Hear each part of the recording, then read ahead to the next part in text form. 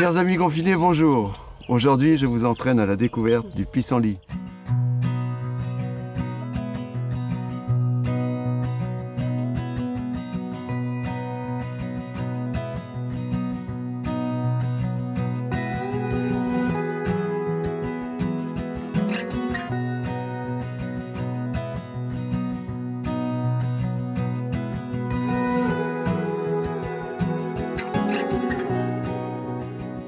Parmi les grands classiques de la cuisine sauvage, il y a l'ortie, bien sûr, on en a déjà parlé, mais le pissenlit arrive juste derrière. Le pissenlit, on peut le cuisiner de toutes les façons possibles et inimaginables. C'est un légume vert, c'est à la fois aussi un légume fleur, et c'est un légume racine.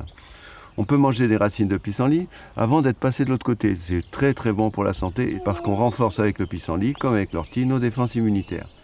Le pissenlit est une plante extrêmement amère, avec lequel, effectivement, on nettoie notre foie. Cette amertume est le signe d'une activité hépatique importante.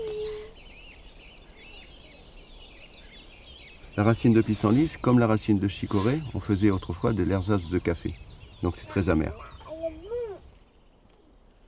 Donc pour toutes les personnes qui ont des problèmes de digestion, je conseille fortement les tisanes, les infusions, voire les salades de pissenlit cru. C'est très très bon pour la santé.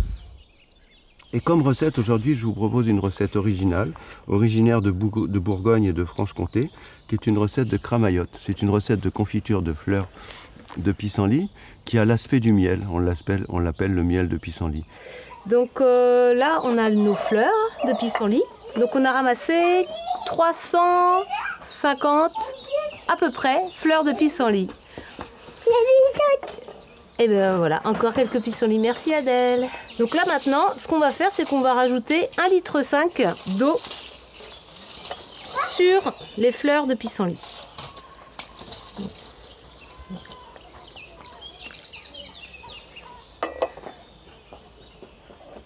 Il faut bien que les fleurs trempent dans l'eau. Alors on essaye de prendre de l'eau de source, si c'est possible. Et à ce mélange, on va rajouter 2 citrons. Alors plutôt des citrons non traités, bio si possible. Comme ça nous permet de laisser l'écorce. Donc on peut mettre 2 citrons et 2 oranges.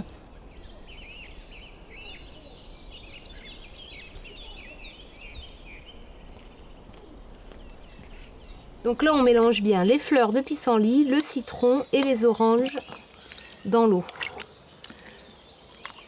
Maintenant, je vais tout verser dans la casserole qui va aller sur le feu pendant 1 heure pour que l'eau s'imprègne bien de la saveur des fleurs de pissenlit. Alors, ça y est, maintenant notre cuisson est terminée.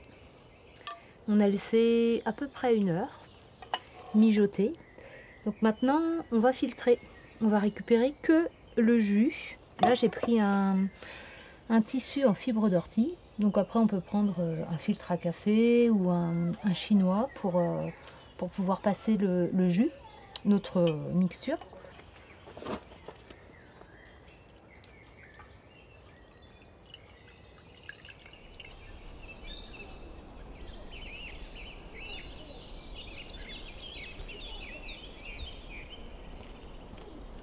Donc là, maintenant, une fois que j'ai récupéré tout le jus, je vais pouvoir rajouter le sucre. Donc là, maintenant, je rajoute 800 g de sucre. Donc ça peut être du sucre brun ou du sucre blanc. Donc voilà notre mélange que l'on va remettre dans la casserole et que l'on va faire cuire pendant 1 heure jusqu'à obtenir une consistance un peu de miel, assez épaisse. Et voilà. Notre confiture de pissenlit est prête.